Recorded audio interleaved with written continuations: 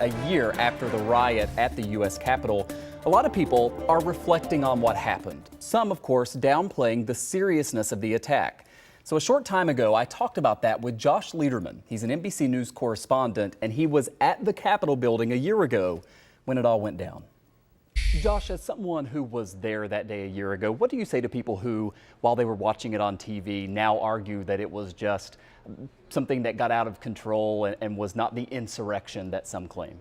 You know, Michael, as someone who's lived in Washington for about 15 years, it was pretty hard to wrap my brain around the idea that the Capitol Police, all of the law enforcement agencies we have here in Washington, could really lose control of a situation. I've seen plenty of protests before, large ones, boisterous ones. This was not that. This was something altogether different, something violent, something that spiraled out of control and really was something very significant to witness. I think that for those who weren't able firsthand to see the amount of political violence, the death threats, you know, that is something that we need to take very seriously. And it was something that was altogether different than the kinds of typical rallies or protests that we see here in the nation's capital.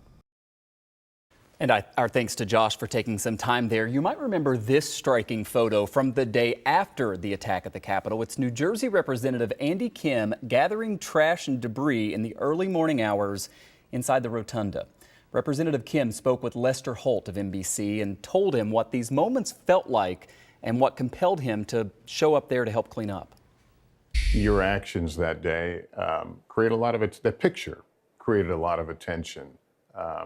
What sort of reaction did you get? It was an unusual experience going through January 6th and then having that photograph the following day go all over the country.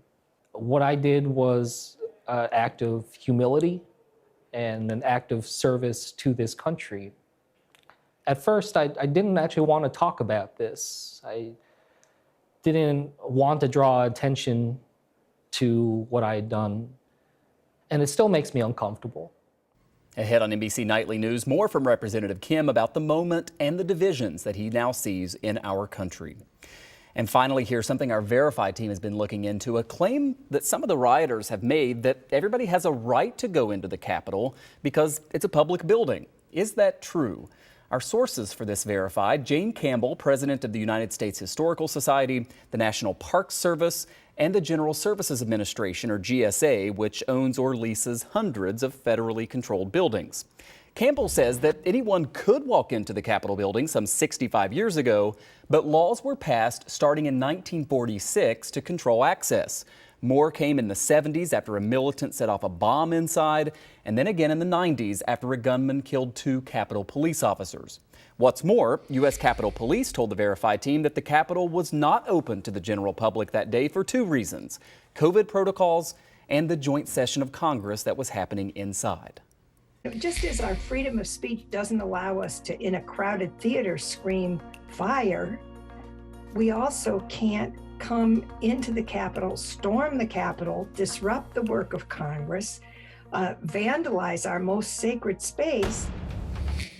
The GSA says in general, most federal buildings are open to the public from 7:30 to 5 with an ID and a security screening, but that's not a blanket rule. You can't, for instance, walk around the FBI headquarters, which is a publicly owned building, obviously. And you can't go into the Washington Monument whenever you want either. So we can verify, no, the public does not have the legal right to be in the Capitol building or any other public property owned by the government whenever they want. That's going to do it for today's Town Hall. Thanks for watching, everybody. We hope you'll stay right there. A lot of storm coverage ahead. Channel 2 News at 6 with Scott and Mary Ellis is next.